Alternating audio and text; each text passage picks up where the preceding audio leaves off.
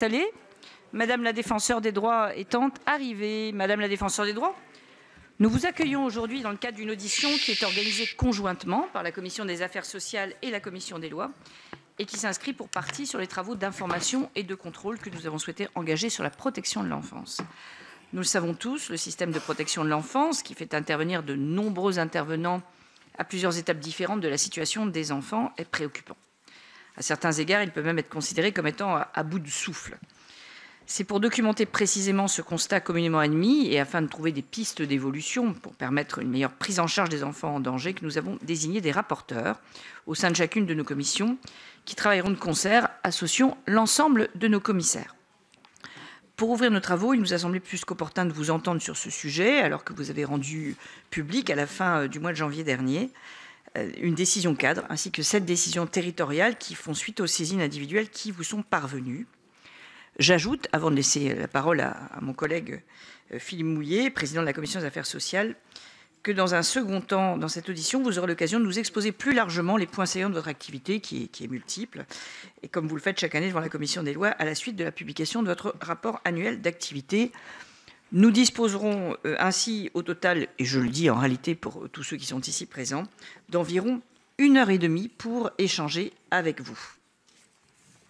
Merci Madame la Présidente. Madame Hénon, en tous les cas, bienvenue ici au Sénat et nous avons hâte de vous entendre sur ce sujet important concernant notamment l'ASE. Alors, nous sommes conscients au niveau de nos deux commissions qu'il y a déjà beaucoup de rapports qui ont été faits sur l'ASE. Et donc, l'idée pour nous, c'est vraiment de nous focaliser sur des travaux qui restent encore pour l'instant pas complètement explorés, sur lesquels nous souhaitons avoir un retour et surtout une forme de synthèse des différentes missions qui ont été menées. Voilà, donc notamment j'ai en tête, peut-être parce que c'est l'angle des affaires sociales, je pense notamment à l'accueil des enfants et des jeunes en situation de handicap, par exemple. Voilà, donc on voit bien qu'aujourd'hui, tout le monde est mobilisé, il y a un certain nombre de constats qui sont portés, et l'idée pour nous étant vraiment de traduire, je dirais, cette analyse par un certain nombre de préconisations que nous souhaitons les plus opérantes possibles. Voilà. Je ne serai pas plus long, juste rajouter l'intérêt que nous avons de réaliser cette audition commune entre nos deux commissions. Et donc, Madame la défenseure des droits, je vous laisse tout de suite la parole. Madame la Présidente, Monsieur le Président, Mesdames et Messieurs les sénateurs et sénatrices, merci beaucoup de cette invitation qui est importante pour moi et intéressante qu'on ait le temps à la fois de présenter ce qui est normal, hein, notre rapport annuel dans un second temps et de commencer par la question de la protection de l'enfance. Je suis accompagnée de mes deux adjoints, Georges Paul-Angevin qui est en charge de la lutte contre les discriminations et la promotion de l'égalité, qui me rejoindra justement sur la partie rapport annuel, et j'ai voulu avoir à côté de moi Éric Delemare qui est défenseur des enfants en charge donc de la défense et de la promotion des droits de l'enfant pour la partie qui va être consacrée à la protection de l'enfance, la secrétaire générale de l'institution Mireille Lecor et mon conseiller parlementaire Antoine Touron. Permettez-moi d'abord de dire un mot sur l'institution. Vous savez que le défenseur des droits est inscrit dans la Constitution et a pour mission 5 domaines de compétences: la défense des droits et libertés des usagers dans leurs relations avec les services publics, la défense et la promotion de l'intérêt des droits de l'enfant, la lutte contre la discrimination et la promotion de l'égalité, le respect de la déontologie des forces de sécurité et l'information et l'orientation des lanceurs et la protection des lanceurs d'alerte. Je reviendrai sur ces compétences tout à l'heure. Je voudrais insister aussi sur le fait que la loi organique de 2011 nous a vraiment confié 2 missions. La première, c'est de protéger les droits, donc clairement traiter les réclamations dans les 5 domaines de compétences que je viens de citer, mais aussi promouvoir les droits et les libertés. C'est bien que le législateur, dès le début, a pensé que nous n'étions pas là que pour résoudre des cas individuels, mais bien pour dire ce qu'il faudrait faire pour que les droits soient mieux respectés. Et c'est vraiment à ce titre-là, et vous le savez, que je rends régulièrement des avis au Parlement sur des projets et propositions de loi. Et en 2024, c'était 7 avis rendus au Parlement. J'ai été auditionnée à 11 reprises par les parlementaires sur nos sujets de compétences. Je pense notamment à notre avis relatif au régime juridique des actions de groupe ou encore à l'accompagnement humain des élèves en situation de handicap, puisque justement vous en parliez sur le temps méridien, et enfin à l'avis sur la proposition de loi visant à restaurer l'autorité de la justice à l'égard des mineurs.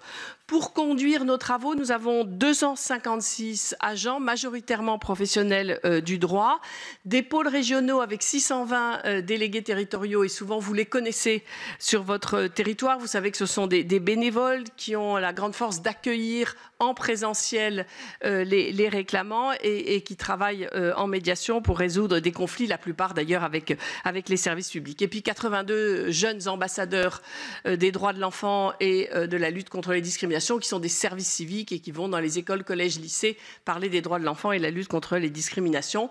Je voudrais ici saluer le travail, la qualité du travail de toutes les équipes, et vraiment les travaux que je vais vous présenter aujourd'hui sont le fruit du travail de ces équipes. Donc, permettez-moi d'aborder d'abord notre compétence en droit des enfants à travers la présentation de notre décision cadre du 28 janvier dernier relative à la protection de l'enfance. Alors, je ne vais pas avoir le temps de vous dire tous nos sujets d'inquiétude sur la protection des droits des enfants, mais vous dire déjà que pour l'année dernière, c'est 3073 réclamations, 30% concernent les questions d'éducation, scolarité, petite enfance, 15% les questions santé, handicap et 18% la question de la protection de l'enfance. J'aimerais juste vous dire un mot avant de parler de la protection de l'enfance sur le rapport annuel des droits de l'enfant que nous avons publié au mois de novembre, qui portait sur le droit à un environnement sain.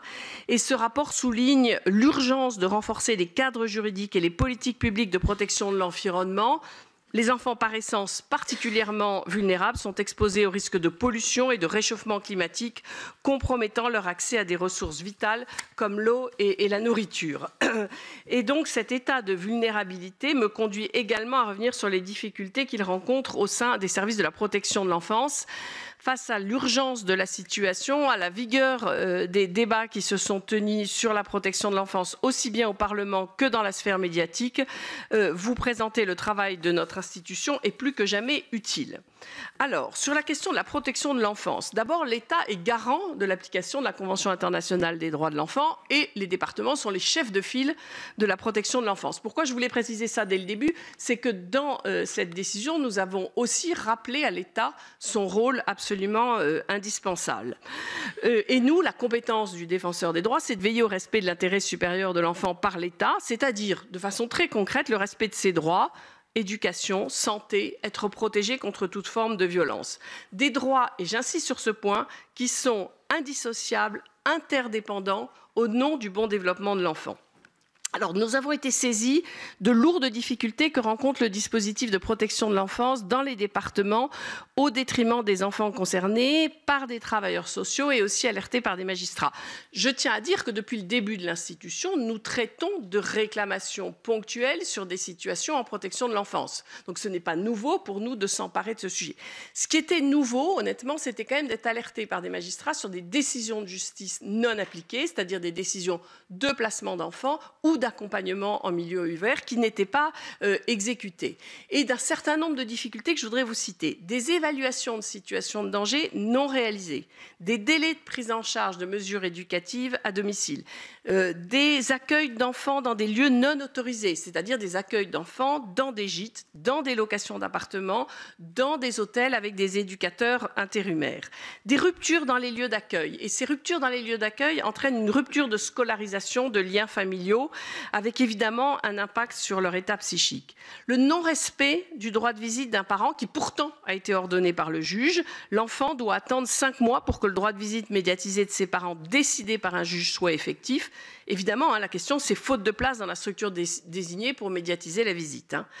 Des maltraitances non prises en compte d'un enfant dans un établissement ou une famille d'accueil qui nous renvoie à la question du manque de contrôle de ces lieux d'accueil des enfants, que ce soit dans des familles ou dans des foyers. Et avec des conséquences absolument dramatiques sur les enfants. Et j'ai en tête un enfant de 3 ans qui est décédé à son domicile alors qu'il faisait l'objet d'un placement qui, faute de place, n'avait pas été exécuté.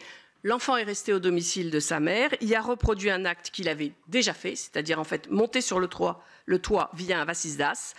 Et cette fois, il n'a pas pu être empêché, il est tombé du toit. Donc, je vous dis, les conséquences, il en est décédé, les conséquences peuvent être absolument dramatiques.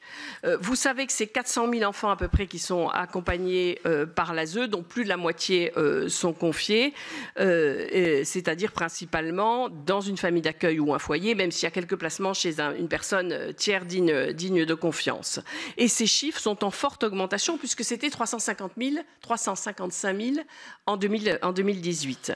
Un chiffre qui nous a frappé, qui vient du syndicat de la magistrature, c'est que 77% des juges des enfants ont déjà renoncé en 2024 à prendre des décisions de placement d'enfants en danger dans leur famille en raison justement de l'absence de place. C'est-à-dire que même les magistrats prennent en compte maintenant cette absence de place.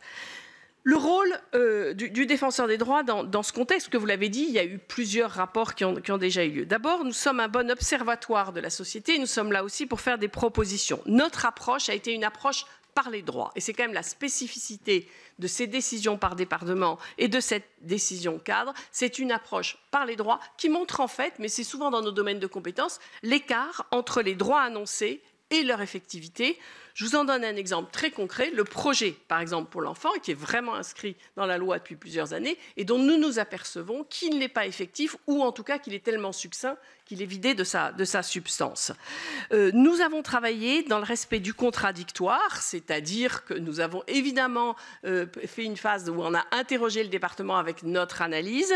Nous avons fait des déplacements sur 4 territoires à la rencontre des professionnels. Vous l'avez dit, une décision cadre. Et 7 décisions par département, je tiens à dire que nous sommes encore en enquête dans 4 départements et donc les décisions sortiront au cours de l'année 2025. Ces décisions, et je tiens à le dire dès le début, ne remettent pas en cause l'investissement de l'ensemble des professionnels, ni le fait que les départements et les ARS cherchent à améliorer la situation. Nous avons voulu, et je vous l'ai dit, mettre en avant la responsabilité de l'État tout en soulignant que seule une action coordonnée de tous les acteurs permettra de s'en sortir, évidemment liée à la complexité des situations des enfants et de la tension dans les secteurs concernés. Alors, évidemment, la première question qu'on s'est aussi posée, c'est pourquoi une aggravation, pourquoi plus de signalements? D'abord, il n'y a pas de doute qu'il y a un meilleur dépistage, mais aussi que les situations se sont aggravées depuis le Covid. La question de la pauvreté, des femmes isolées, de l'usage des écrans, des services publics qui sont eux-mêmes en difficulté, et là, je pense à l'école, à la santé, sur les délais de prise en charge. Les difficultés aussi d'accès au logement qui évidemment fragilisent les familles et les conditions de vie des familles. Et la conséquence du manque de moyens aussi, le manque d'assistants familiaux, de foyers. Nous avons, dans notre enquête, montré que des nourrissons, faute de place d'accueil, sont hospitalisés pendant plusieurs semaines, voire plusieurs mois en service de pédiatrie, dans lesquels des techniciens de l'intervention sociale et familiale ou des assistantes familiales avaient pour mission de les bercer. Je voudrais aussi insister, c'est ce que nous faisons dans cette décision cadre, sur la question de la prévention. Nous pensons que si nous agissons mieux sur la prévention, nous pourrons éviter un certain nombre de placements. Là-dessus, la politique de logement, je suis désolée de réinsister, joue un rôle absolument fondamental, avec des conséquences évidemment sur l'éducation. Je voudrais aussi insister sur le soutien à la parentalité. L'article 18 de la CIDE dit que si élever un enfant est de la responsabilité première de ses parents, l'État doit accorder l'aide appropriée aux parents dans l'exercice de la responsabilité qui leur incombe d'élever l'enfant. En fait, qu'est-ce que ça veut dire? C'est garantir le droit de l'enfant d'avoir des parents qui soient aidés en cas de besoin. Ce soutien à la parentalité, dans nos décisions, on montre un certain nombre d'exemples où, justement, il se fait de façon très positive et est présent. Mais il y a beaucoup d'endroits où ce soutien à la parentalité n'est pas fait. J'étais dans la Meuse il y a 15 jours et j'ai vu un excellent exemple dans une maison des adolescents de soutien à la parentalité où ils font tout à fait le lien sur le fait que ça évite des placements. J'insiste sur la question de ce soutien à la parentalité. Nous avons aussi observé une baisse des budgets dans la prévention spécialisée en 2025, c'est-à-dire sur la question des éducateurs de rue et les difficultés d'intervention précoce en cas de justement de difficultés qui sont aussi flagrants. Vous parliez de la question santé et handicap. Ce qui nous frappe aussi, mais vous le savez bien, c'est les difficultés d'accès aux soins en santé mentale, avec des délais de plus en plus importants de prise en charge, entre autres dans les centres médicaux psychopédagogiques. Les enfants en protection de l'enfance représentent 2% des mineurs en France et ils constituent jusqu'à la moitié des adolescents hospitalisés à temps complet, en particulier pour des troubles du comportement et des syndromes dépressifs. J'insiste aussi en termes de prévention sur l'importance des moyens donnés à la PMI, sur le fait de garantir un parcours de soins adapté. Il y a des expérimentations qui sont intéressantes dans ce domaine. Et puis, vous parliez du handicap. On ne sait pas combien d'enfants en situation de handicap sont pris en charge par l'ASE. Donc, dans les enfants pris en charge par l'ASE, on ne sait pas le pourcentage d'enfants en situation de handicap. Et si on ne sait pas, on ne peut pas bien prendre en charge. Il y a quelques départements qui sont capables de le dire, mais l'immense majorité ne sont pas capables. Même s'il y a un objectif d'une plus grande inclusion des enfants en situation de handicap qui doit être salué, nous, ce qu'on constate, c'est que de nombreux enfants souffrent encore d'un manque de prise en charge, faute de dispositifs inclusifs en nombre suffisant ou de dispositifs réellement adaptés à leurs besoins. Et il faut de la formation croisée entre la protection de l'enfance et le médico-social. Sur la question de l'école, je vous l'ai dit, les ruptures de lieux d'accueil dans les enfants placés entraînent une rupture de scolarité. Et lorsqu'un enfant, par exemple, a besoin d'une AESH ou d'une classe Ulysse et qu'il est changé d'établissement scolaire, il n'y a pas forcément l'accompagnement qui suit, ou la classe Ulysse ou l'AESH. Et donc, ça nous renvoie aussi à l'importance de la médecine scolaire et des assistantes sociales.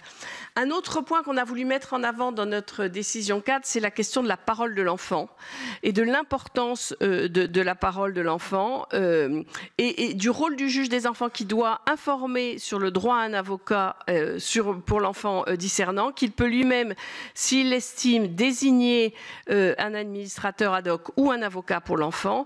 L'État s'est engagé à déployer les unités d'accueil pédiatrique enfants en danger avec un objectif d'une structure par juridiction d'ici à 2025, mais il est très difficile de trouver une liste nationale à jour. Sur la question de la parole des enfants, on pense aussi que la parole des parents et des groupes de parole avec les familles accompagnées est un plus. Un point sur lequel je voudrais aussi insister, c'est permettre aux enfants d'avoir des projets ambitieux et reconnaître le droit aux études supérieures et à l'accompagnement des enfants en protection de l'enfance. La question de l'orientation scolaire, vous savez qu'on a rendu récemment un rapport sur cette question. Les jeunes confiés en protection de l'enfance sont davantage orientés vers des cycles d'enseignement courts et professionnels que la population en général. La question de l'obligation de l'entretien, vous savez, qui est dans la loi, et là que je vous redis l'écart entre ce qui est dit dans la loi et l'effectivité, 1 an avant la majorité du mineur confié, n'est pas du tout toujours réalisé. Or, c'est justement le moment où on peut élaborer avec le jeune le projet d'accès à l'autonomie.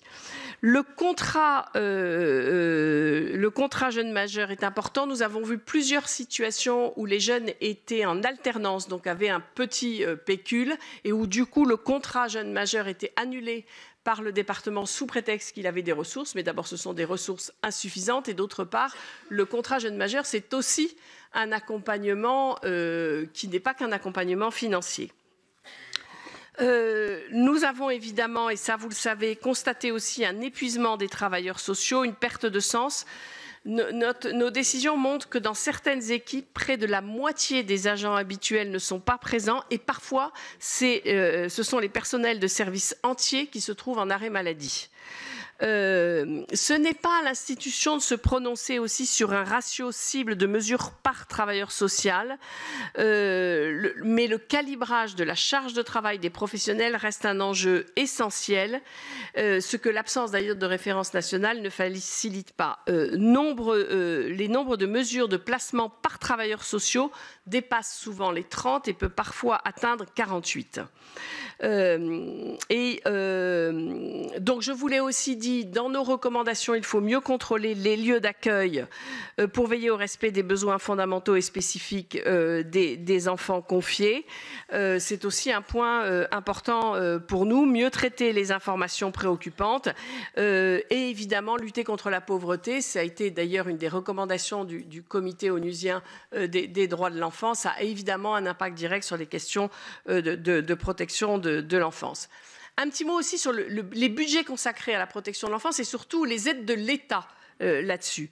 Vous savez que la protection de l'enfance est principalement financée par le budget des départements. Suivant les départements, c'est entre 17 et 23% de leur budget. Et l'aide financière de l'État, via, entre autres, vous savez, une dotation et une contractualisation facultative renouvelée annuellement, représente à peine 2% du budget départemental dédié à la protection de l'enfance. Donc cet appui de l'État financier n'est pas suffisant. Nos recommandations, c'est pas de réforme législative, hein, c'est vraiment d'appliquer la loi. Je ne pense pas qu'il faille une réforme législative. Et nos recommandations se sont adressées à l'État, dont les ARS, les préfectures, aux départements. Donc 24 sont adressées à l'État et aux ARS comprises, et préfectures, et 30 au département. Nous avons aussi adressé des recommandations au Premier ministre, au ministre de l'Intérieur, de la Justice, de l'Éducation nationale, de l'Enseignement supérieur, à la ministre du Travail, de la Santé et des Solidarités. Non, mais ça vous montre à quel point la protection de l'enfance concerne en fait l'ensemble des sujets. Je trouve que, juste pour conclure sur cette partie-là et vous laisser la place aux questions, je trouve que le manque de moyens qui est donné à la protection de l'enfance dit quelque chose sur ce que nous voulons dans notre société. Ça pose la question de quelle société voulons-nous pour nos enfants. Je vous remercie. Merci, Madame la Défenseure des droits. Nous allons donc donner la parole alternativement, si je puis dire, aux deux commissions, au départ au rapporteur, bien sûr, et ensuite à tous ceux qui voudront bien s'inscrire en levant la main, comme il est habituel dans nos deux commissions. Je commence par Madame Agnès Canaillé, qui est rapporteure pour la Commission des lois.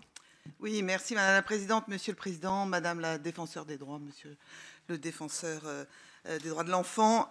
Effectivement, un rapport sur un sujet qui nous tient à cœur, mais je dirais un rapport de plus, puisque c'est vrai qu'on est déjà depuis 2020 au 7e rapport et que tout le monde s'est penché sur le sujet et donc que les constats sont particulièrement bien connus et bien documentés.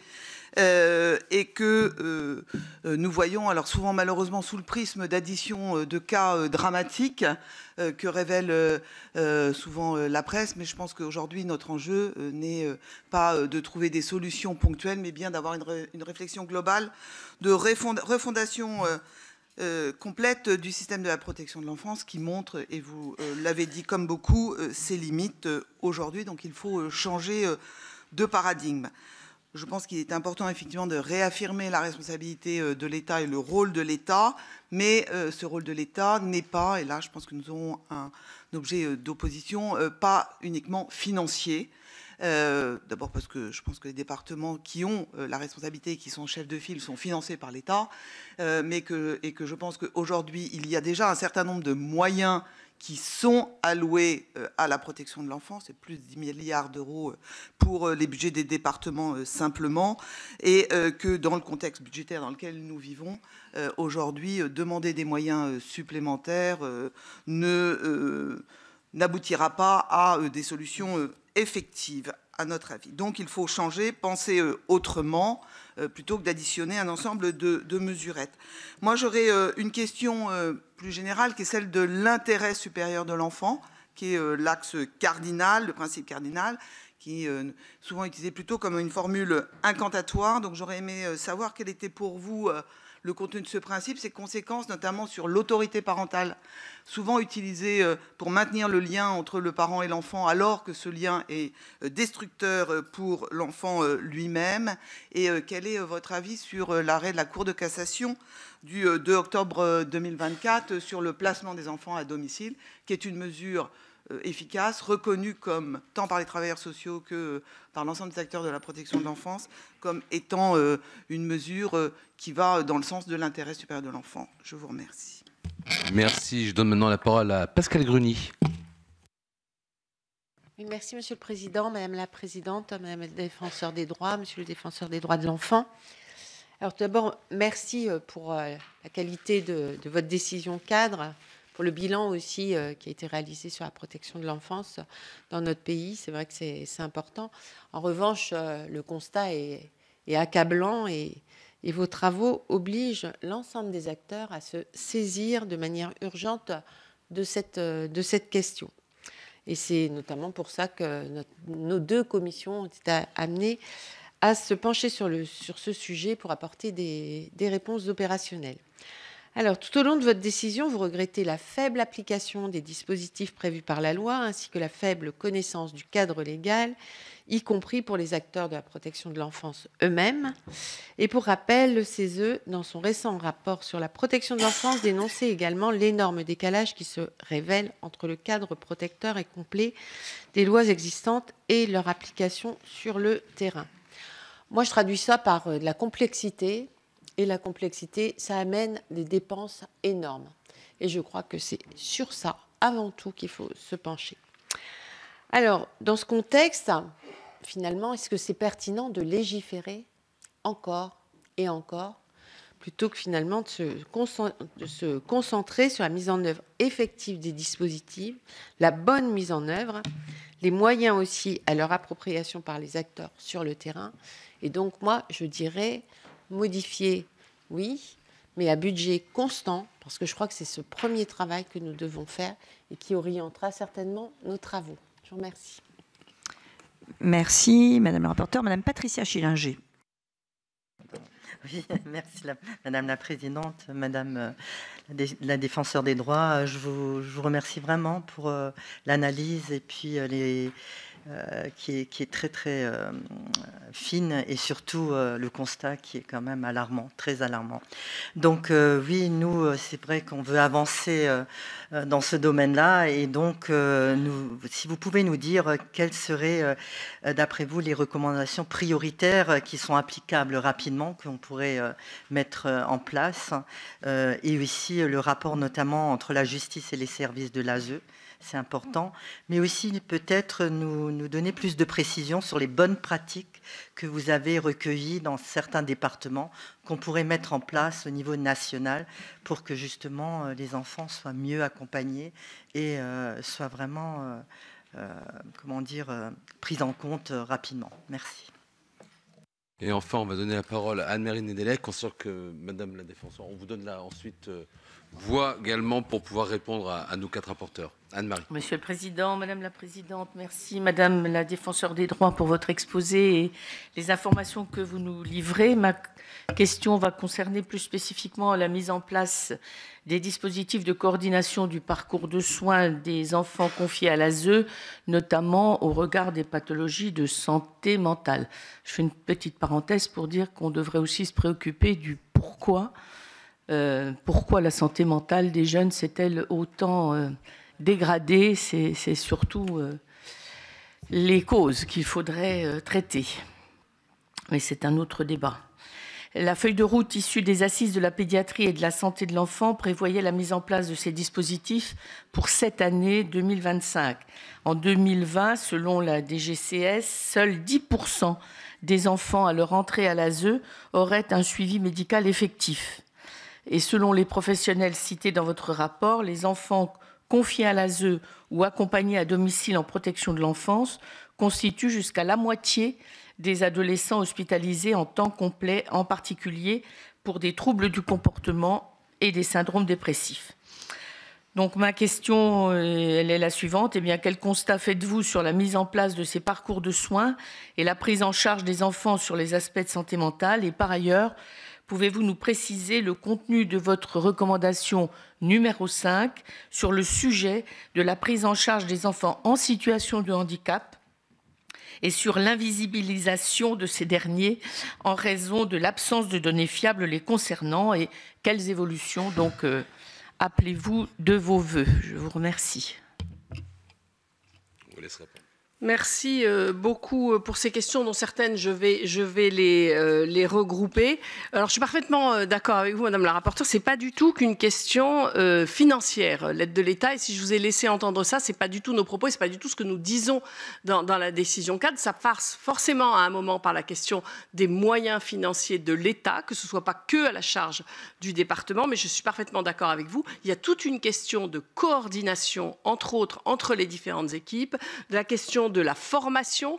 Donc il n'y a pas du tout que des questions qui demandent des moyens financiers supplémentaires, mais il faut quand même pour cela des équipes. Et je n'ai pas de doute que sur le fait qu'on manque de travailleurs sociaux, mais aussi qu'on a vidé de sens le travail des travailleurs sociaux. Ce que je vous ai dit, quand on leur demande de suivre, entre guillemets, trop d'enfants qui ne sont plus en capacité de faire un travail de qualité. Et aussi sur les questions financières, c'est pour ça que j'insiste sur la prévention. Parce que la prévention, c'est un investissement intenté, mais évidemment que ça fait faire des économies. Enfin, ce que je vous ai cité sur ce qui se fait à Verdun dans la maison des adolescents, mais en fait, on ne devrait pas évaluer ce que ça coûte. On devrait évaluer ce que ça économise en termes de placement. Et eux sont en capacité de dire le nombre de placements que ça évite. Et donc, évidemment que ça coûte beaucoup moins cher. Bon, moi, je le fais sur la question des droits de l'enfant. Je pense que la prévention, c'est mon angle d'attaque. Mais je pense aussi que ça a un impact sur la question financière. J'ai un peu entendu dans votre question, mais c'est un rapport de plus. Non, ce n'est pas un rapport, c'est une décision cadre qui s'est fondée sur la question des droits de l'enfant. Et ce travail n'avait pas été fait avec un angle uniquement sur la question droits de l'enfant. Et vous avez raison, la question de l'intérêt supérieur de l'enfant. Je vais essayer de le définir au début. C'est toutes les questions du droit à l'éducation, du droit à la santé, du droit d'être protégé contre toute forme de violence. Et je vous l'ai dit, et ça répond à une question qui m'est posée aussi sur quelles seraient les mesures prioritaires. Ces droits sont indissociables et indivisibles. Donc moi, à la question qu'est-ce qui est prioritaire, j'ai beaucoup de mal à vous répondre parce que je pense qu'il faut agir sur l'ensemble des domaines. Mais je réinsiste sur cette question de la prévention. Je pense que, de manière générale, aussi sur les questions de santé, on n'est pas en France très allant sur les questions de prévention et c'est pourtant absolument indispensable.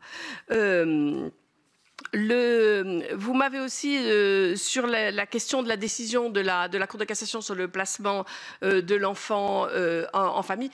Oui, évidemment, tout ça, c'est pour moi, ça rentre dans la prévention. L'accompagnement en milieu ouvert rentre dans la prévention, mais tout ça demande un accompagnement de ces familles dans des situations où elles ont besoin d'aide. Mais je pense que ça peut tout à fait être une solution dans certaines circonstances. Et s'il y a l'accompagnement nécessaire de la famille et du jeune, hein, je pense que c'est les deux points importants. L'autre question qui m'était posée, c'est sur la question, Madame la rapporteure, sur la question de modification de la loi. Très honnêtement, moi je redis ce qu'il faut, c'est appliquer la loi. C'est-à-dire, je ne pense pas que ce soit nécessaire d'avoir une loi supplémentaire. Je voulais citer le projet pour l'enfant, l'entretien un an avant la majorité. Toutes ces choses-là ne sont pas appliquées systématiquement. Et ce qu'il faut, c'est appliquer la loi. L'autre question qui revient souvent, c'est est-ce qu'il faut recentraliser? Je ne crois pas du tout que la question soit une question de recentralisation, mais ça n'empêche pas l'État de jouer son rôle. Sur toute la question, j'ai répondu sur la question des recommandations prioritaires. Honnêtement, c'est l'ensemble des recommandations qu'il faut prendre en compte et penser les droits de l'enfant comme étant interdépendants, indivisibles. Si vous ne travaillez pas en même temps, et vous l'avez cité sur les questions de santé et des délais d'attente en CMP, CMPP et sur la question de l'éducation, vous n'obtiendrez pas de résultats. Et vous voyez bien comment les deux sont interdépendants. Sur la relation entre les services sociaux et la justice, là pour le coup il y a une vraie question qui se pose sur les moyens de la PJJ. Hein. Enfin, il y a un moment, c'est pas que des moyens financiers, mais enfin il faut des êtres humains derrière. Mais je vous renvoie, on en avait déjà échangé là-dessus, sur le travail qu'on avait fait sur les EHPAD et sur les droits fondamentaux des personnes âgées accueillies en EHPAD. On en revient en fait finalement toujours à ce taux d'encadrement et aux moyens humains.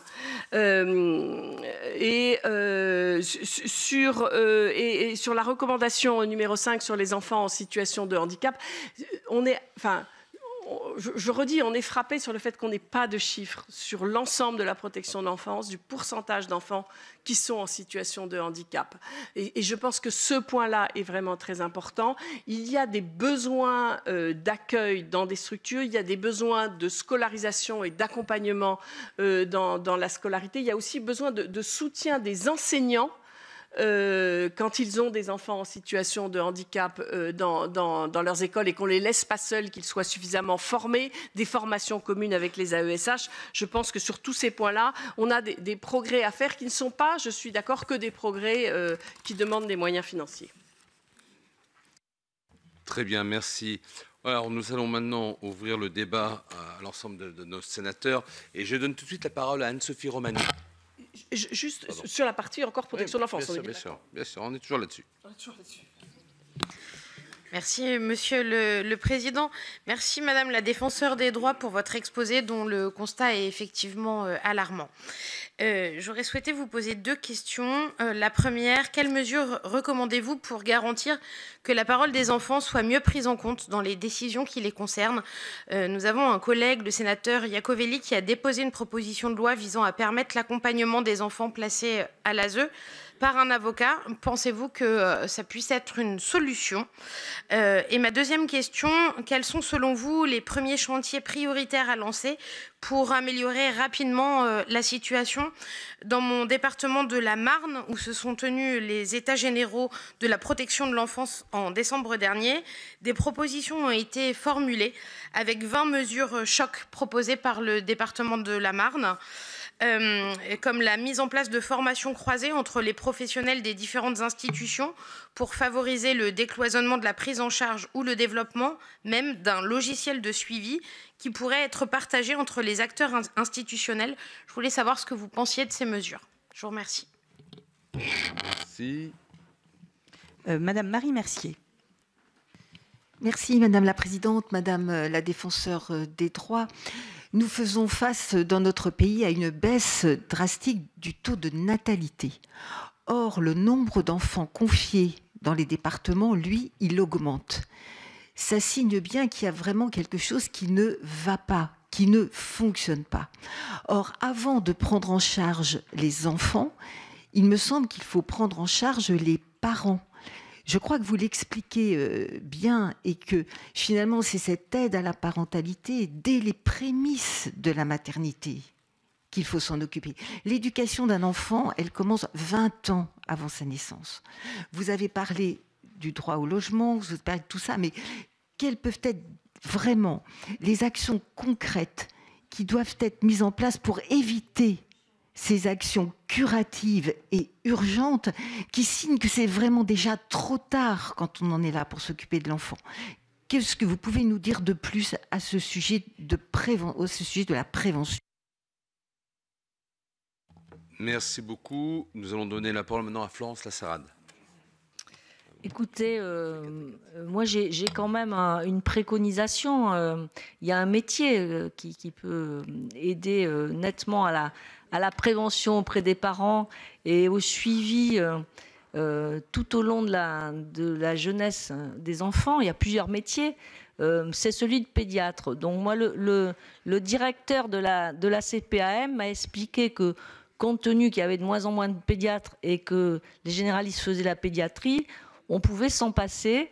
On a un taux de mortalité infantile qui est absolument dément pour un pays comme le nôtre, à 4 pour 1000. Est-ce que vous pensez qu'investir dans des vocations de pédiatre en mettant le paquet sur cette profession, y compris également les puéricultrices ou les puériculteurs, ne serait pas simplement du bon sens à peu de frais? Merci. Et enfin, avant de vous redonner la parole, Madame la Défenseure des droits, Madame Olivia Richard. Merci Madame le Président. Bonjour Madame, merci pour cet exposé passionnant. Juste une question sur un phénomène dont on entend hélas de plus en plus parler, qui serait la prostitution des mineurs de l'ASE. Et en réalité, quand on parle de prostitution, on parle d'exploitation sexuelle, voire de traite. Est-ce que vous avez des éléments? Merci. Je vais me permettre du coup de rebondir tout de suite sur cette question-là, sur la prostitution des mineurs. Vous avez raison de parler de traite des êtres humains.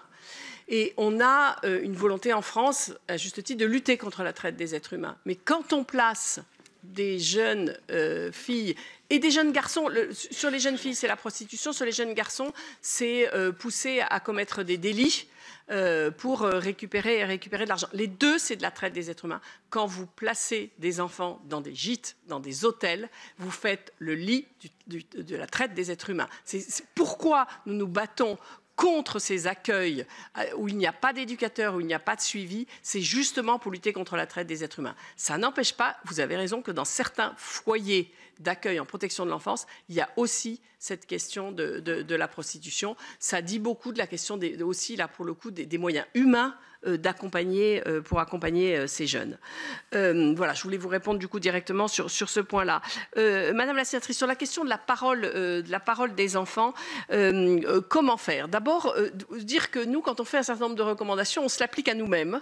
Et donc, quand nous faisons notre rapport annuel sur les droits de l'enfant, nous consultons les enfants, plus de 3000 chaque année. Éric Delemare, qui est le défenseur des enfants, il tient beaucoup et coordonne justement cette consultation.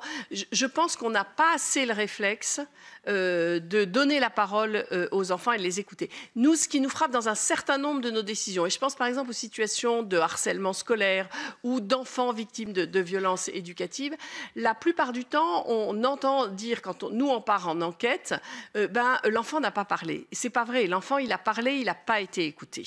Voilà. Et ce qui nous frappe aussi dans ces situations-là, c'est que si l'enfant a été écouté, les collègues n'ont pas été écoutés, les familles n'ont pas été écoutées. Donc je pense que c'est une culture que nous n'avons pas. Et écouter l'enfant ne veut pas dire que c'est l'enfant qui décide de tout, hein, entendons-nous bien. Mais l'entendre et l'écouter est absolument essentiel. Et sur les questions des chantiers prioritaires, les formations croisées, alors nous ça demande qu'on l'étudie et je ne peux pas vous répondre de but en blanc sur l'ensemble, mais une des préconisations que vous avez citées sur les formations croisées, on est absolument convaincus. Et je l'ai dit par exemple sur l'accueil des enfants en situation de handicap à l'école, il faut des formations croisées entre les enseignants et les AESH. C'est exactement la même chose en protection de l'enfance, il faut aussi des formations croisées. Donc ça fait partie de nos recommandations. Sur la question de l'aide à la parentalité, alors je pense que c'est même avant la naissance, c'est pas dès la naissance, c'est pendant le temps de la grossesse. Il y a quelques justement exemples, Ariane, petits pas, des expérimentations qui sont menées et qui fonctionnent bien, mais il faut que cette aide à la parentalité soit faite de façon bienveillante, qu'elle soit bien perçue par les familles. Parce que si les familles vivent dans la crainte du placement, elles ne vont pas vouloir cet accompagnement. Et si cet accompagnement est suffisamment bienveillant et une vraie aide, évidemment que ça peut donner des résultats. Et il faut, je le redis, que ce soit le plus tôt possible. Je suis tout à fait d'accord avec vous. Mais enfin, moi, j'ai vu des situations aussi où une femme, juste dans les semaines qui suivent la naissance, est en difficulté, demande de l'aide à l'assistante sociale et la réponse qui est faite, c'est un placement, au lieu d'essayer justement de faire un accompagnement à ce moment-là. Sur la question de la pédiatrie, d'abord sur la question du taux de mortalité infantile, je voudrais bien qu'on fasse le lien aussi avec les questions de pauvreté et de très grande pauvreté, entre autres dans les territoires d'outre-mer, et de la raison de cette mortalité infantile. Oui, on a besoin de pédiatres, oui, on a besoin de médecins et il faut former, il n'y a pas de doute, plus de pédiatres. Merci bien. Je donne maintenant la parole à Alain Milon. Oui, merci Monsieur le Président. Merci Madame pour votre exposé. Moi, je voulais vous poser une question par rapport au Conseil de l'Europe. La Commission des affaires sociales du Conseil de l'Europe a commis il y a quelque temps en arrière un rapport sur les droits de l'enfant sur l'ensemble du territoire de l'Europe, fait par une députée espagnole. Ce rapport était particulièrement sévère pour l'Espagne, l'Italie, la France, l'Allemagne, la Belgique, l'Angleterre, etc. Donc plutôt pour les pays dits développés que pour les pays de l'ancienne Europe de l'Est qui étaient peut-être, semble-t-il, d'après la députée espagnole qui était l'auteur du rapport, plus protecteur de l'enfant. J'aimerais savoir si vous avez été auditionné par cette rapporteure et j'aimerais aussi connaître vos relations avec la Cour européenne de justice. Merci bien. La parole à Elisabeth Doineau. Oui, merci Monsieur le Président. Merci Madame la défenseure des droits. Vous avez terminé en disant ce que nous faisons de nos enfants, ça dit beaucoup sur notre société. Je suis parfaitement d'accord avec vous et c'est vrai qu'à la suite de vos propos, on ne peut être que très affligé, pour ne pas dire scandalisé, par la façon dont on traite les enfants et en particulier les enfants qui sont confiés à l'aide sociale à l'enfance. On peut effectivement se dire c'est une question de moyens humains, moyens financiers. Moi, depuis très longtemps, j'estime quand même que l'État n'a pas aidé les départements quand ils ont pris cette compétence et que jamais le Fonds national de protection de l'enfance n'a été abondé ni même augmenté et qu'au moins il aurait pu compenser par d'autres actions du décloisonnement, comme vous l'avez dit. Je trouve qu'il y a vraiment encore trop de façons de travailler en silo, avec la justice par exemple. Alors je sais bien que tout le monde est le nez sur le guidon et que c'est difficile de faire des réunions de coordination, mais enfin c'est là qu'il faut mettre de l'huile dans les rouages. Entre la justice et le département, entre l'éducation nationale et le département, entre les différents services des maisons départementales du handicap, avec en réalité, parce que même si les maisons départementales du handicap ou maisons départementales de l'autonomie sont compétences du département, quelquefois on s'aperçoit que quand même il n'y a pas de transversalité, c'est quand même effrayant. Bref, il faut mettre de l'huile dans les rouages. Je pense qu'on n'a jamais suffisamment investi parce qu'il faut effectivement des femmes et des hommes. On voit bien qu'aujourd'hui, c'est un secteur totalement déserté, qu'il faut faire beaucoup sur la formation, mais la formation avec qui il faut attirer les jeunes vers ces métiers. Et on ne peut pas les attirer si on parle de ce secteur en disant que c'est un naufrage collectif. Il faut réenchanter ce monde-là. Et je pense que la responsabilité, elle est totalement partagée. Mais il faut s'y mettre, hein. Faut relever les manches et il faut y aller. C'est anormal qu'on soit rendu à ce point dans ce pays. Alors, parce que je pense qu'il y a question de volonté.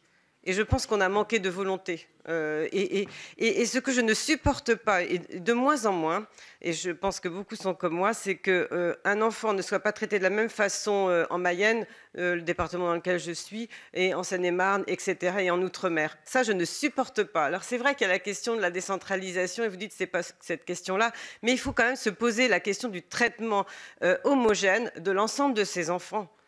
C'est une question qu'il faut se poser.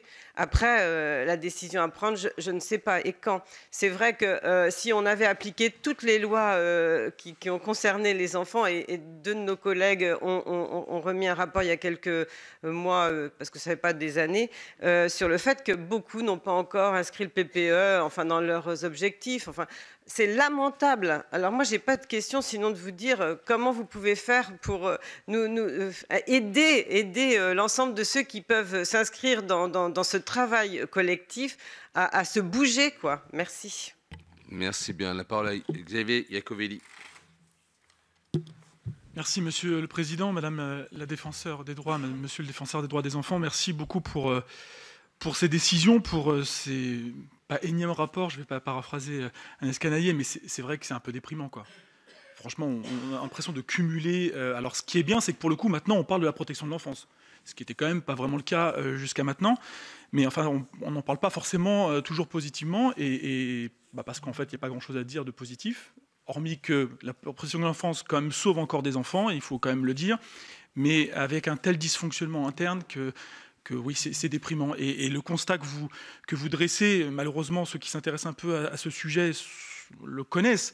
Mais enfin, les chiffres, moi, je n'avais pas ce chiffre, 77% des juges des enfants qui renoncent à prendre une décision de placement faute de place. Enfin, vous vous rendez compte, dans un pays comme le nôtre, les juges ne prennent plus les bonnes décisions parce qu'on n'a plus de place pour 400 000 enfants.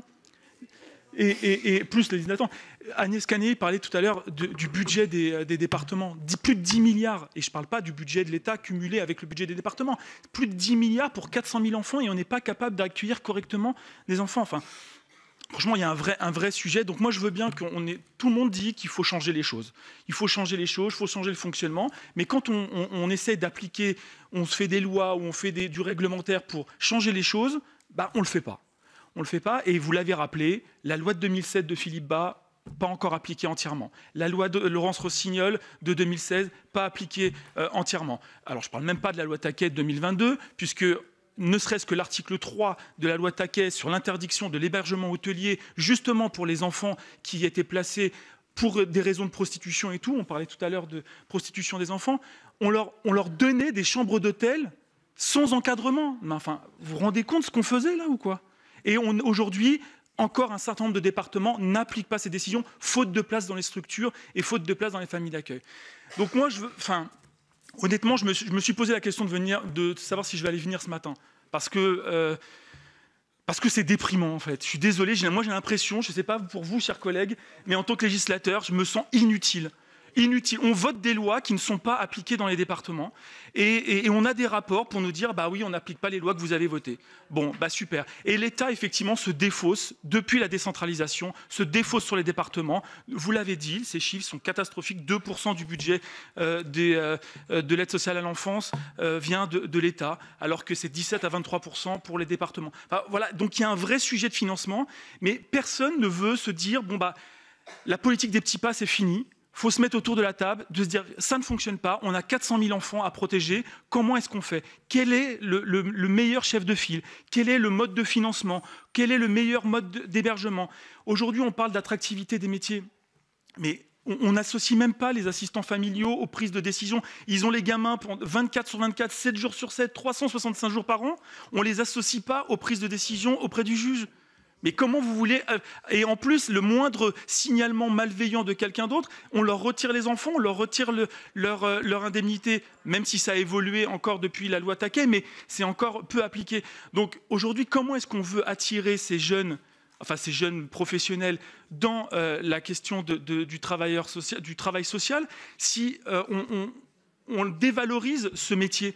Et je ne parle même pas du taux d'encadrement qui n'existe pas. On n'accepterait jamais que nos gamins qui sont dans les centres de loisirs, qui sont dans les écoles, n'aient pas de taux d'encadrement. Et bien nous, dans l'aide sociale à l'enfance, il n'y a pas de taux d'encadrement. Et ça pose de problème à personne. Ça pose de problème à personne. Et vous en parlez, des référents ASE qui ont parfois 30, 60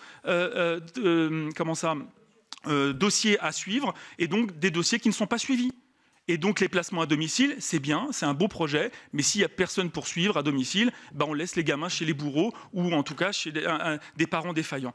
Donc aujourd'hui, c'est effectivement, si on ne se met pas tous autour de la table en se disant il ne faut pas de la politique des petits pas, il faut une révolution dans la question de la protection de l'enfance, ben on refera un rapport l'année prochaine et puis on en reparlera des mêmes chiffres qui malheureusement évolueront à la baisse. Merci. La parole à Laurence Rossignol. Merci Monsieur le Président, merci Madame la déléguée ainsi qu'à toute votre équipe. Écoutez, je m'étais inscrite, j'avais levé le doigt tout à l'heure, mais après les interventions de mes collègues, je me demande s'il est vraiment utile de rajouter dans le constat, peut-être essayer de trouver quand même quelques éléments. Je vous remercie d'avoir dit qu'on n'avait pas besoin de nouvelles réformes législatives. Appliquons déjà la loi de 2007, la loi de 2016 et la loi de 2022. Mais la question, c'est pourquoi ces lois ne sont pas appliquées. Il faut quand même qu'on identifie entre nous un certain nombre de difficultés. Les lois ne s'appliquent pas mécaniquement. Les seules lois qui s'appliquent sont les lois fiscales. Quand vous montez le taux d'imposition, bam, vous mettez ça dans l'ordinateur et votre feuille d'imposition enregistre. Il y a des lois qui provoquent des changements de culture. Il y a des lois qui ont besoin de mobilisation, surtout quand il s'agit de lois votées par le Parlement qui concernent le fonctionnement et la pratique des collectivités territoriales.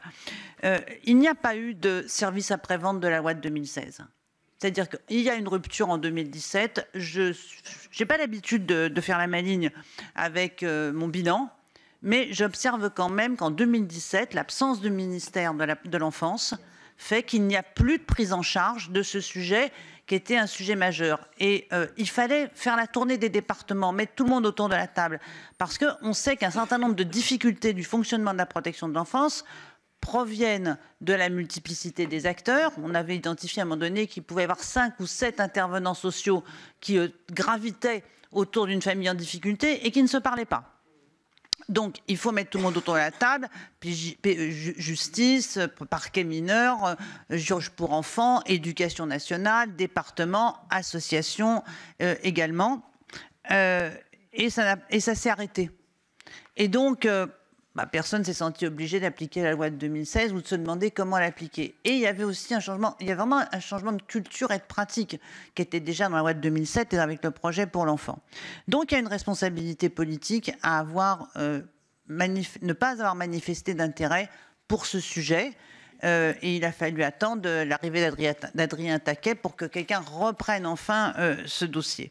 Ça, c'est la première chose. La deuxième chose, du point de vue du Parlement, certes, il n'y a pas de nouvelles évolutions législatives à prévoir, pour commencer déjà à appliquer les lois, mais peut-être qu'il faudrait qu'on soit cohérent dans les autres dispositions législatives qu'on vote et qui ne concernent pas directement la protection de l'enfance, mais qui ont une influence, des conséquences sur la précarisation des familles, la pauvreté. Et je le dis très clairement à mes collègues, quand on vote un report du versement des allocations familiales aux familles étrangères en situation régulière, on ne peut pas en même temps venir ensuite verser des larmes de crocodile sur les difficultés familiales et la pauvreté des familles, parce qu'on sait qu'il y a un lien entre la pauvreté et la fragilité des enfants. Donc, ce pourquoi je plaide au niveau du Parlement, c'est une approche pluridisciplinaire de notre activité parlementaire. C'est de nous demander comment, à chaque fois que nous votons une mesure, a-t-elle ou non une influence sur la qualité de vie et les conditions de vie des familles et des enfants. Et c'est ça aussi, faire de la prévention quand on est à notre place, nous législateurs, c'est essayer d'agir en cohérence avec ce que nous prenons tous avec beaucoup de sincérité en faveur de la protection de l'enfance. Enfin, je voudrais vous poser une question. Alors bien sûr, il y a tout le problème du statut des travailleurs sociaux, de la nécessité de refaire la formation. Je pense qu'il est aujourd'hui, il faut que les éducateurs doivent être réellement spécialisés. Ils ne le sont pas. La protection de l'enfance, on a beaucoup progressé depuis une vingtaine d'années. On sait que les enfants, ce qui construit un enfant, ce sont des traumas. On a progressé sur l'identification des violences sexuelles dans l'enfance, le lien entre les violences sexuelles, la reproduction ou la victimiologie future. Tout ça, en fin de compte, n'est pas réellement enseigné. Donc, on a des éducateurs pluridisciplinaires. Je pense qu'il faut créer des métiers spécifiques dédiés à la protection de l'enfance. Mais je sais aussi ce que ça veut dire que de refaire les modules de formation. Et personne s'y colle vraiment parce que c'est trop compliqué. La réalité est aussi là. Je pense qu'il y a ça qu'il faut quand même peut-être porter également. Je suis toujours épatée quand je vois dans un conseil départemental que... un fonctionnaire, le directeur du service ou la directrice du service enfance-famille pouvait être à la voirie la semaine précédente et repasser aux finances la semaine d'après. Ça veut dire que là encore, il n'y a pas de compétences exigées dans ces métiers. C'est pas normal. Bien entendu, je ne serai pas sur le caractère anti-républicain de la disparité des prises en charge dans tous les départements. C'est de notre point de vue, nous législateurs, garants de l'égalité de traitement, un véritable problème. Et je finirai juste sur une question très politique, c'est qu'en fait, où jamais une équipe, un président de département n'a été élu ou réélu ou battu sur son bilan en matière de protection de l'enfance. En fin de compte, ça rapporte beaucoup moins de s'occuper des familles en difficulté. Il n'y a pas de lobby, il n'y a pas d'expression de ces familles, il n'y a pas d'expression de ces enfants. Il vaut mieux s'occuper des personnes âgées, ça se voit mieux et ça se voit plus et ça vote. Donc c'est un des éléments. Donc la présence de l'État est quand même nécessaire pour mettre de la régulation et pour mettre de l'égalité. Et on est très en défaillance sur la présence de l'État. Moi, je ne suis pas favorable à la recentralisation. En fait, j'ai rencontré personne qui me disait que c'était mieux avec la DAS. Donc, comme j'en déduis donc que la question n'est pas centralisée, recentralisée ou pas. Mais en revanche, il faut l'État. Mais qui de l'État ? Quel est le bon représentant de l'État? Les ARS, déjà, elles ont bien de la mal à être passées des ARH aux ARS. Elles n'ont toujours pas compris qu'elles n'étaient plus ARH. Si on leur donne la protection de l'enfance, il faut qu'on trouve quels sont les services déconcentrés d'État qui ont en charge la protection de l'enfance. Et enfin, une question technique et précise. J'entendais tout à l'heure Agnès Canaillé, dont je sais qu'elle s'est beaucoup intéressée à travailler sur ce sujet et avait beaucoup d'allant et d'envie de faire, évoquer la question du placement à domicile. Spontanément, j'ai un doute sur le placement à domicile. Est-ce qu'on a déjà une évaluation sur la qualité de l'accompagnement qui est fait dans le placement à domicile, ou est-ce que le placement à domicile, en fin de compte, n'est pas simplement une solution low cost, une alternative à l'absence de solutions de placement pour les enfants et de placement de qualité.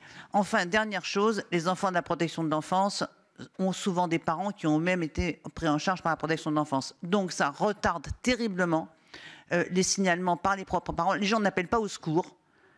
Donc il y a toute une pratique sociale à changer pour construire les politiques sociales avec les usagers, et on ne pourra pas agir auprès des familles tant qu'on n'entendra pas ce qu'elles ont à nous dire sur la manière dont elles ont elles-mêmes vécu la DAS ou l'ASE et la peur qu'elles ont des services sociaux. Merci Madame Rossignol. Madame Nadine Bellureau. Oui, merci Madame la Présidente. Ma question sera assez courte, ne connaissant pas parfaitement le sujet, loin de là. J'aimerais que vous me disiez s'il est exact que les allocations familiales sont données aux parents et ne sont pas données aux familles qui accueillent ces enfants et s'en occupent tous les jours. Très bien. La parole à Brigitte Picoulot. Merci, Monsieur le Président. Madame la Défenseure des droits, moi j'ai une seule question. Comment éviter les ruptures brutales de prise en charge lors du passage de la majorité des jeunes qui sont suivis par l'ASE? Merci beaucoup. Et maintenant, la parole à Khalifé Khalifé. La question, excusez-moi, j'ai Brigitte. mal entendu. Oui, juste la question, c'est comment éviter les ruptures brutales de prise en charge des jeunes qui sont suivis par l'ASE lorsqu'ils sont devenus majeurs. Et pour terminer, Khalifé Khalifé. Merci Monsieur le Président, merci Madame pour cet exposé. Beaucoup de choses ont été dites, donc je ne vais pas me répéter, mais je voulais dire que, contrairement à mon collègue, je suis venu avec beaucoup d'enthousiasme ce matin et beaucoup d'espoir aussi de comprendre ce que je n'ai pas compris pendant quelques années du fonctionnement du sujet qui nous concerne aujourd'hui, alors que j'étais coordinateur de la cohésion sociale sur une métropole de 300 000 habitants et conseiller départemental en même temps. C'est dire la difficulté pour les gens qui ne sont pas directement impliqués. Et je mesure aussi la difficulté que vous avez dans ce domaine que j'ai parfaitement compris, multifactoriel, et vous l'avez dit. Alors, est-ce que cet aspect multifactoriel que je veux pas évoquer aujourd'hui nous dédouane d'un certain nombre de points que j'ai compris selon votre intervention, de ne pas avoir de données chiffrées? Est-ce que tous les partenaires que vous avez cités tout à l'heure travaillent en silo, comme on le voit malheureusement dans beaucoup de structures de notre administration, enfin de notre organisation administrative de l'État? Ça, c'est ma première question. La seconde, j'ai beaucoup côtoyé la prévention spécialisée qui nécessite énormément de moyens financiers. Est-ce qu'il y a déjà eu une évaluation de cet aspect-là, enfin de cette prévention spécialisée? Troisième question, les départements, et je ne pense pas qu'il y en ait qui font exception, se plaignent tous de l'augmentation croissante de mineurs placés, accompagnés ou non, mais placés, avec un handicap important. Ça a été évoqué tout à l'heure par mesdames les rapporteurs. Donc, comment vous l'expliquez? Et puis, dernière question qui concerne votre délégation. Vous êtes défenseur des droits. Est-ce que vous avez évoqué à un moment d'être défenseur aussi des devoirs? Merci. Merci beaucoup. Madame Hédon, on vous laisse répondre à cette grande série de questions. J'ai envie de vous répondre tout de suite sur droits et devoirs. Je n'ai pas de doute que dans la vie, on a des devoirs. Mais parce qu'on a des droits, et donc on va les mettre dans le bon ordre, parce qu'on a des droits, effectivement, ça peut impliquer un certain nombre de devoirs. Et je suis défenseur des droits. Il y a d'autres gens pour être défenseurs des devoirs. Mais la Constitution m'a donné la charge d'être défenseur des droits. Et je redis, nous avons des devoirs parce que nous avons des droits. Et mettez-les dans le bon ordre. Et c'est comme ça qu'on pourra avancer. Je reprends. Alors, je vais essayer de répondre à toutes vos questions, mais il y en a énormément. J'espère que je ne vais rien oublier. La première question sur le Conseil de l'Europe, est-ce qu'on a été entendu sur la... en fait, nous faisons partie du réseau ENOC, qui est le réseau des défenseurs des droits de l'enfant, qui lui a été entendu sur cette question, mais nous ne l'avons pas, nous, été directement. Nos liens, la question qui était posée avec la Cour de justice de l'Union européenne, je dirais comme avec la Cour européenne des droits de l'homme, vous savez, notre possibilité de faire des observations devant les tribunaux. Majoritairement, l'institution, dans les 140 40 000 réclamations qu'elle traite, et je vous en redirai un mot tout à l'heure, dans 80% des cas, nous partons en médiation. Donc d'abord, notre outil premier, c'est vraiment la médiation qui aboutit dans les 3/4 des cas. Mais la médiation, parfois, n'est pas possible. Nous partons en enquête, et la grande force, c'est que nous avons des pouvoirs d'enquête. On ne peut pas nous imposer le secret des affaires. Quand on veut faire des visites sur place, ils sont obligés d'accepter. Quand on convoque des personnes, et c'est bien ça, c'est nos pouvoirs d'enquête qui nous ont été utiles dans ces décisions sur la protection de l'enfance. Et nous pouvons nous rendons des décisions qui sont avec des recommandations. Nous n'avons pas de pouvoir de contrainte, nous ne sommes pas la justice, nous avons été créés en complément de la justice. Et en revanche, nous pouvons faire des observations devant les tribunaux. On ne représente aucune des parties, mais on représente, je dirais, la défense des droits. Nous pouvons le faire devant les tribunaux administratifs, judiciaires et les tribunaux internationaux, dont la Cour de justice de l'Union européenne et la Cour européenne des droits de l'homme. Vous êtes plusieurs à être revenus sur la question du travail en silo. Effectivement, c'est assez impressionnant de temps en temps de ce que les liens entre la MDPH et le conseil départemental, alors que c'est censé être ensemble. Et justement, on est très étonné que le conseil départemental ne soit pas en capacité de dire le nombre de personnes, le nombre d'enfants en situation de handicap qui sont en protection de l'enfance, puisque c'est eux-mêmes qui sont à la tête de la MDPH. En fait, ce ne seraient pas des chiffres très compliqués à agréger. J'entendais aussi le côté, vous êtes un peu déprimé sur tout ce qui se passe. Dans nos décisions, on montre aussi des choses positives. Donc, je ne crois pas du tout que tout va mal. Les choses ne vont pas dans le bon sens et il est temps de s'en emparer. Et je trouve que c'est effectivement la bonne chose. C'est que maintenant, on parle protection de l'enfance. Et donc, si nous avons besoin des parlementaires, pas que pour voter des lois, pour contrôler l'application des lois. Et c'est aussi effectivement dans votre rôle. Sur la question du projet pour l'enfant, a priori, dans les chiffres qu'on a, ce serait simplement 20% des PPE qui sont effectués. Et ça, c'est effectivement, à mon avis, un des gros problèmes.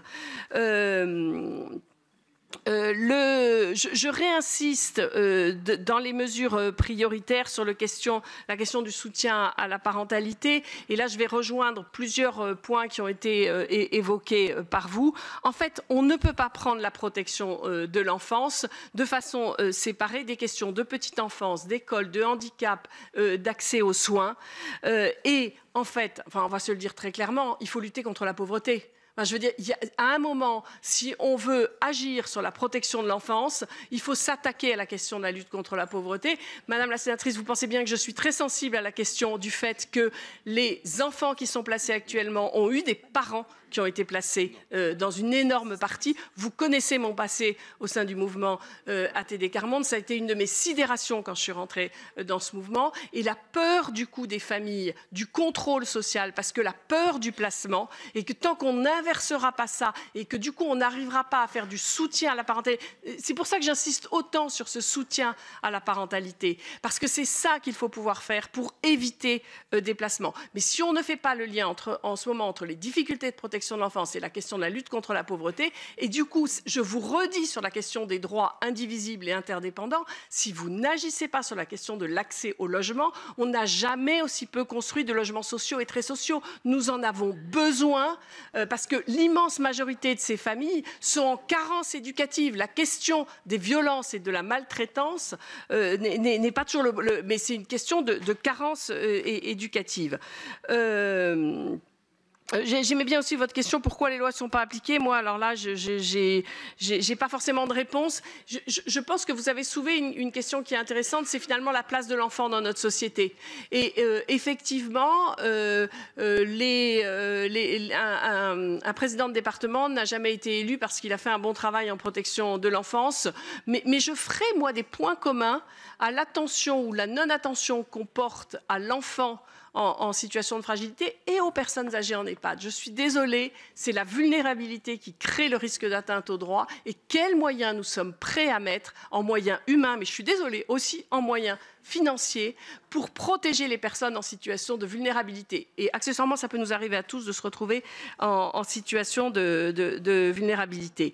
Le rôle de l'État, moi je pense qu'il faut remettre aussi les préfets au centre de cette question de coordination. Et je pense que le rôle des préfets est absolument essentiel. Sur le placement à domicile, je ne connais pas d'évaluation.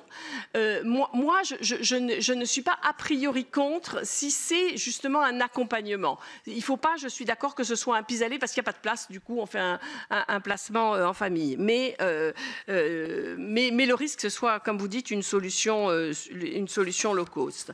La question des prestations familiales. Les familles d'accueil reçoivent les frais inhérents au fait qu'elles ont des enfants par les départements. Donc ces familles-là reçoivent un financement par les départements. Et les prestations familiales permettent justement le soutien à la parentalité, notamment la question du droit de visite et d'hébergement. Et si votre but, c'est que l'enfant reste placé pendant toute sa vie, ou au contraire que l'enfant puisse retourner dans sa famille parce que la famille est accompagnée, la question des allocations familiales est centrale. Vous voyez bien comment des questions simplistes ne vont pas du tout résoudre la question du problème. Je suis désolée, madame, d'avoir posé une question simpliste. Veuillez m'excuser. Je suis désolée. Oui, ça, prenez-le comme ça. Je suis pas sûre que ça soit la meilleure façon de vous adresser à des élus de la République, madame. Je parle de solutions qui seraient simplistes, oui. Je suis désolée. La question des allocations familiales, elle revient, c'est un serpent de mer. Depuis que je travaille, moi, sur ces questions-là, donc ça fait quand même plus de 30 ans, elle revient absolument régulièrement comme si c'était la solution de punir des familles. Madame, je vous ai posé une question de façon polie en vous expliquant que je voulais avoir une réponse. Je n'étais pas là pour me faire expliquer que j'étais absolument ignorante. Nous allons laisser la réponse à Madame Hédon et éventuellement nous reprendrons la parole. La question des jeunes majeurs, elle est absolument essentielle. On est très inquiet de la façon dont un certain nombre de jeunes se retrouvent à 18 ans sans aucune solution. Et j'en reviens à ce que je disais tout à l'heure sur la question de l'entretien un an avant la majorité. Cet entretien, il est indispensable pour savoir ce que veut faire le jeune et est-ce qu'il faut un accompagnement. Cet accompagnement jeune majeur devrait être systématique. Et à 21 ans, le jeune, il n'est pas forcément indépendant. Vous savez que l'âge moyen de départ des familles, dans les familles en général, c'est 24 ans. Donc en protection de l'enfance, on considère qu'à 21 ans, il doit être indépendant. Ça ne veut pas dire qu'il quitte les enfants à 24 ans, c'est pas qu'ils quittent le foyer familial, mais ils sont accompagnés par la famille. Donc la question de l'accompagnement des jeunes majeurs est essentielle. Alors la question pourquoi, moi j'ai du mal à vous répondre du pourquoi il y a autant d'enfants en situation de handicap en protection de l'enfance. Une des situations qu'on a vues dans les réclamations, c'est que des parents d'enfants en situation de handicap sont tellement démunis, ne trouvent pas de place dans des instituts médico-sociaux et du coup, au bout d'un moment, s'aperçoivent que la seule solution, c'est le placement de l'enfant. Donc évidemment, et ça nous montre à quel point il faut agir sur l'ensemble des questions. Je crois que j'ai répondu à l'ensemble des questions. J'espère que je n'ai rien oublié. Mais voilà, je vous redis que la question de la prévention, pour moi, est absolument essentielle. Merci à Madame la Défenseure des droits. Alors, je voulais revenir sur le propos de Madame Bellureau. Et ce sont des questions qui se posent tout simplement de savoir si, effectivement, lorsqu'un enfant est placé, les allocations familiales doivent être déléguées à la famille d'accueil. Ce n'est pas nécessairement une question de responsabilité. La question est de savoir si c'est celui qui a la charge quotidienne de l'enfant qui doit bénéficier des allocations ou celui qui ne l'a plus. La question n'est pas si simple puisqu'on a aussi des parents qui accueillent assez régulièrement des enfants qui sont en famille d'accueil. Donc c'est un peu aussi une question qui est très largement financière. Et simplisme pour simplisme, si je puis dire, j'ai un peu de mal aussi à entendre que les carences éducatives soient liées à la pauvreté. Ça n'est pas nécessairement le cas. Madame Rossignol, vous vouliez prendre la parole. Vous avez raison, ce n'est pas toujours le cas. Non, ça, je suis 10 000 fois d'accord avec vous. La question de carence éducative peut arriver dans des milieux très aisés. Enfin, je n'ai pas de doute là-dessus. Mais il s'avère que moi, quand même, sur la question des carences éducatives, je défie quiconque de ne pas être en situation de carence éducative si vous élevez 4 enfants dans une chambre de bonne. Voilà. Donc c'est juste ça que je voulais dire. Non, mais sur la question des allocations familiales, à qui doivent-elles être attribuées? Parce que c'est un sujet qui est assez récurrent. Rappelons la loi. Le juge pour enfants décide si les allocations familiales sont versées au département ou si elles sont maintenues à l'égard de la famille. Pourquoi peuvent-elles être maintenues à l'égard de la famille? Parce que parfois, il y a un enfant qui est placé et puis il reste d'autres enfants. parce que les placements ne sont pas toujours définitifs et les familles, on ne peut pas non plus mettre les familles en grande difficulté financière, parce que si vous mettez les familles en grande difficulté financière, vous minorez, vous altérez les chances de retour de l'enfant dans la famille. Donc c'est une décision du juge. Donc quand le juge décide de verser les allocations familiales au département, c'est le département qui encaisse les allocations familiales. Ce après quoi le département verse aux familles d'accueil à la fois une rémunération et une prestation d'entretien à l'enfant. Donc les allocations familiales sont intégrées quand elles sont versées au département, et même quand elles ne sont pas versées d'ailleurs, dans le montant de la prestation à l'enfant et la rémunération. Donc je pense qu'on a là une question qui ne donne pas une solution nouvelle. Voilà ce que je voulais dire. Ça n'offre pas de solution nouvelle. Et en ce qui concerne l'allocation de rentrée scolaire, depuis la loi de 2016, elle n'est plus versée. En 2016, elle était encore versée à la famille, l'allocation de rentrée scolaire. Depuis la loi de 2016, elle n'est plus versée à la famille, elle est versée à la Caisse des dépôts pour constituer un pécule qui sera donné à l'enfant quand il sortira de l'aide sociale à l'enfance à sa majorité. Là encore, nous avons un énorme problème, c'est-à-dire que les départements n'informent pas les enfants qu'ils ont droit à ce pécule. On ne sait, les caisses d'allocation familiale bug. Pour certaines d'entre elles, il n'y a pas de systématique, on a du mal. Et donc, il y a à la Caisse des dépôts, à peu près 40, je crois que c'est 40%, je ne sais plus si c'est 40 ou 60, 40% qui restent à la Caisse des dépôts et qui n'est pas versé aux enfants parce qu'ils ne connaissent pas. Donc, dans le fameux entretien qui doit avoir lieu avant la sortie, il faut informer l'enfant qu'il a à sa sortie un pécule, parce que maintenant, 2016, ça commence à faire 8, on est à 8 ans, presque 9 ans, 9 fois 3, 27, ça fait, pour des enfants qui étaient déjà placés en 2016, ça fait presque 3 000 euros. Ça permet de payer une caution pour un logement, c'est très important. Mais là, on a un vrai travail à faire. Et je regrette qu'on n'arrive pas à clarifier ça avec la Caisse des dépôts. C'est bien que l'argent soit à la Caisse des dépôts, mais il faut organiser le circuit de restitution aux enfants et qui n'est pas restitué que pour des problèmes de transmission d'informations qui ne remontent pas et qui ne redescendent pas. Merci, Monsieur Marc-Philippe Daubresse. Oui, je voudrais remercier Laurence pour sa réponse qui a été très claire. Madame et Monsieur le Président, je n'avais pas prévu d'intervenir, mais deux sujets rapidement. Le premier, parce que ça vient dans le débat. Sur la lutte, dans mes responsabilités gouvernementales, je n'ai pas eu que le logement, je vais vous en dire deux mots quand même. J'ai eu la lutte contre la pauvreté et j'ai eu la jeunesse. Bon. Dans les nombreuses études que nous avons faites, et je ne pense pas que ça ait beaucoup changé, sur le lien entre l'enfance en danger et la pauvreté, il y a un lien avéré entre l'accès au logement et le type de logement et l'enfance en danger. Il n'y a pas de lien avéré entre la pauvreté telle qu'elle est définie dans les différents rapports et l'enfance en danger. Je voulais le dire. On peut le vérifier dans les différents rapports. Martin Hirsch, en particulier, a fait des choses intéressantes là-dessus. Deuxième chose, je reviens sur ce que disait Xavier tout à l'heure, parce que, évidemment, qu'ici, tout le monde a un sentiment d'impuissance publique qui ne fait que renforcer les extrémismes et les populismes en tout genre. Mais moi, je dis une chose, pour avoir été en charge à un moment comme Laurence Rossignol d'ailleurs, le problème n'est pas la loi. Le problème est l'application de la loi. Et quand on dit qu'il faut mettre tout le monde autour de la table, le problème est la gouvernance des dispositifs.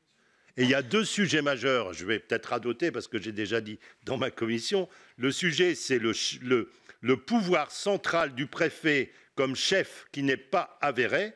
Le fait qu'on met 36 services autour de la table qui s'auto-contredisent, par exemple le préfet et les ARS, pour citer qu'un exemple, ou par rapport à la protection judiciaire de la jeunesse, etc. Et donc, quelque part, il faut qu'il y ait un chef qui tranche un certain nombre de problèmes. Et ensuite, qu'entre la relation entre le représentant de l'État dans le département et les différentes collectivités locales, notamment les départements en charge, qu'on puisse avoir un lieu qui clairement tranche des choses, parce qu'on fait beaucoup de choses en mettant les gens autour de la table. Ce qui est intéressant, on libère la parole. Mais quelque part, on ne tranche pas les sujets. Et donc les sujets s'accumulent, les sujets s'alourdissent, et à un moment donné, on a ce sentiment d'impuissance publique. Dernière chose que je voulais dire, parce que Mme Hédon l'a dit, à juste titre, on n'a jamais eu aussi peu d'agréments de logements sociaux à la fin de l'année dernière. Ça veut dire, et quand je regarde les permis de construire, on va en chute libre. Donc le problème du logement qui est souvent estimé par les différents gouvernements, je ne fais pas de politique là-dedans, c'est depuis 20 ans, comme un deuxième sujet, est un sujet premier et il est grand temps de le résoudre parce que ça va entraîner des conséquences sociales en cascade. Merci de vos observations, Monsieur Daubresse. Je ne sais pas si Madame Hédon souhaite Une répondre. réponse très rapide.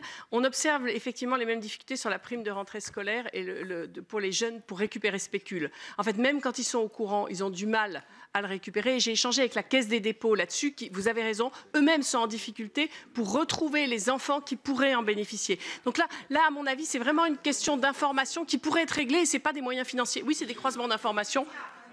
Oui, mais nous, on est frappés même de jeunes qui le savent, qui le demandent et qui n'arrivent pas à le récupérer. Ça, c'est pour nous assez impressionnant comme difficulté. Je voulais juste vous répondre sur les questions pauvreté. Bien sûr, l'enfance en danger ne concerne pas que les personnes en situation de pauvreté. Il s'avère que majoritairement, ce sont des familles en situation de pauvreté et il ne faudrait pas faire le lien en disant parce qu'ils sont pauvres, ils sont placés. Je suis parfaitement d'accord. Mais il faut quand même voir le lien sur les questions de carence éducative et le lien avec la pauvreté. Et la pauvreté, en fait, la question d'accès au logement est aussi liée aux questions de pauvreté. C'est le lien que je fais, mais il ne faut pas faire de raccourcis là-dessus. Et sur la question, on a vraiment redit dans nos décisions et décisions cadres le rôle du préfet et le rôle central du préfet pour coordonner. Et je l'ai redit plusieurs fois tout à l'heure, la question de la coordination entre les différentes équipes est juste absolument essentielle. Et ça, on n'est pas dans des moyens financiers. On est juste, il faut coordonner. Voilà. Beaucoup, Madame Hédon. Donc, nous allons clôturer cette première table ronde et j'invite les commissaires des affaires sociales à rejoindre la salle de la commission puisque nous recevons maintenant la Cour des comptes sur les aspects financiers. Je vous laisse... Et moi, j'invite les commissaires aux lois à rester